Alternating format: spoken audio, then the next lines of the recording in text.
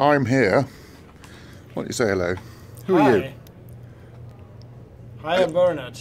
Nice to meet you, Bernard.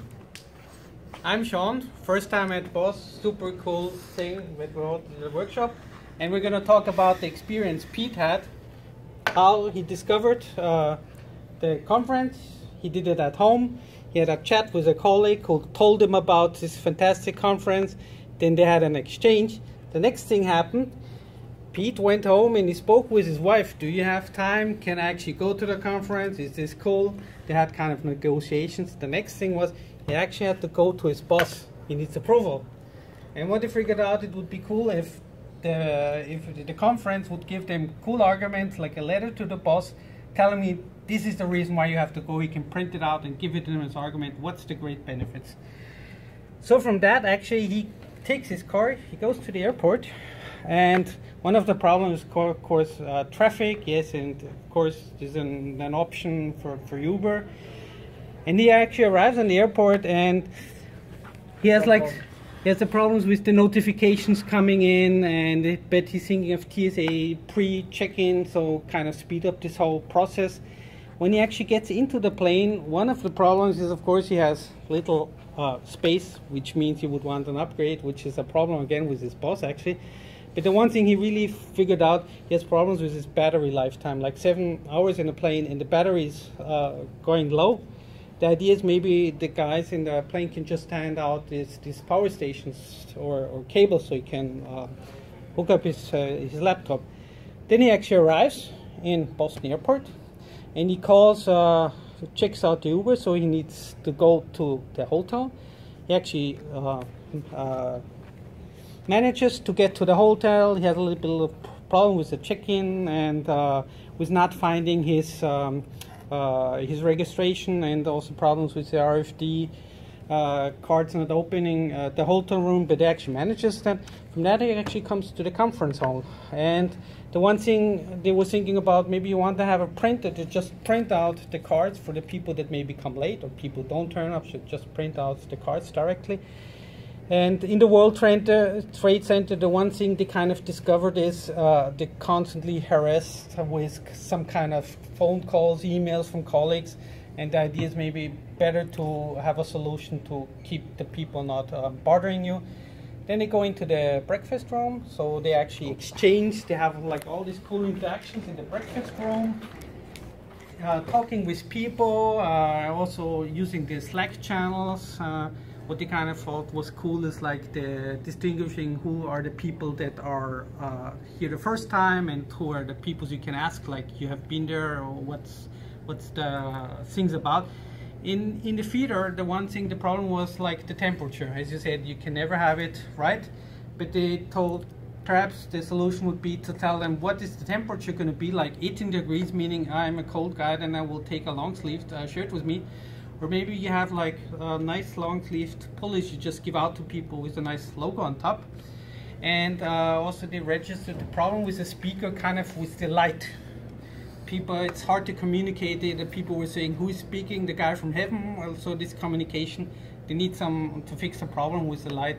One of the ideas was maybe just have standing lights on the stage, and when the guy's talking, like just have this atmosphere of someone sitting in his living room. And what they really liked was this ball flying around, because two things: it was easier to hand over the microphone, you don't need people to run around, and the other thing, by seeing where the ball flies, you could actually figure out where the guy is sitting that's talking. That's interesting. And this super actually liked it. When it came to the coffee, they said, stupid thing, there's too little place to put the sugar into your coffee, like the people had to wait the long. And they also thought the coffee was not that great, so they were wishing like maybe they could have like more choices and better coffee. For the art tour and the lunch, they said, okay, it was cold. Maybe there should have been a possibility to move indoors earlier. And the English guys were saying maybe we need more cultural diverse choices from the food, which is of course also a problem from the pricing and things like that. The big critique on the... What does the Danish guy mean by that?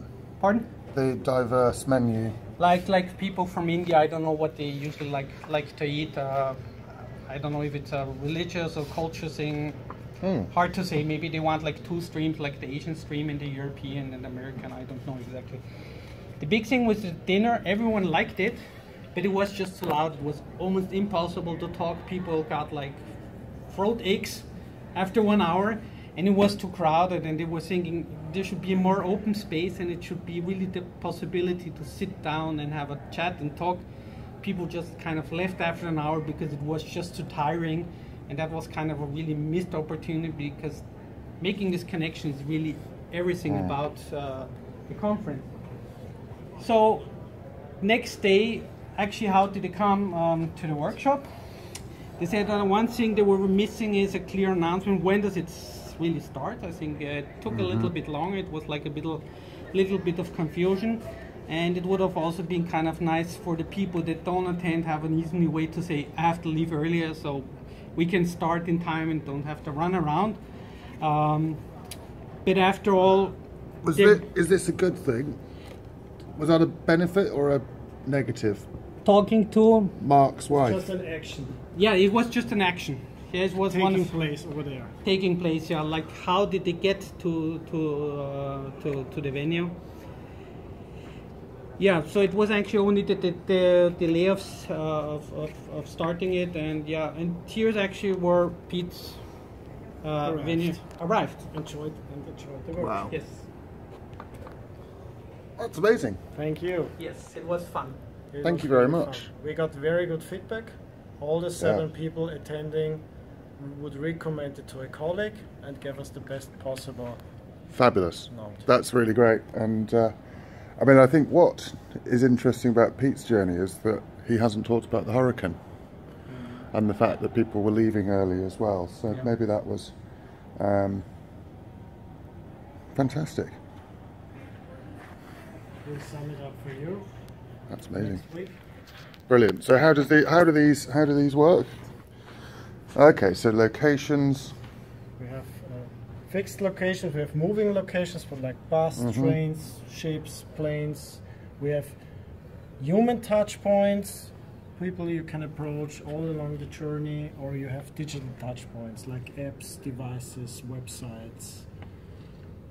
At the end, it's about communication and acting. Yeah. All the means of communication you can think of. And what we chatting, also pushing, emailing, and at the end we have some objects like paper, money, data, whatever you can think of. And maybe the most important thing is about communicating and having a standard channel of communication. Because if you have a CEO and a database experts talking about things, they use the same word, but they probably don't understand It's it. really about alignment and getting the big picture for the service. Interesting. Fantastic, thank you. Thank you very much. That's really interesting. At the end of, I guess, 3 days of preparation and then 2.5, 3 days of running a conference, I think my sort of knowledge, my capacity to take knowledge in has got up to about there at the moment. But that's really stimulating, too stimulating actually to kind of think about properly. But we'll give some thought to that and really look forward to. Yeah, it was a great That's pleasure. really helpful. So Thank you. thank you very much for inviting using us as your case study. I've learned so many things there, just like that. Bang. So great.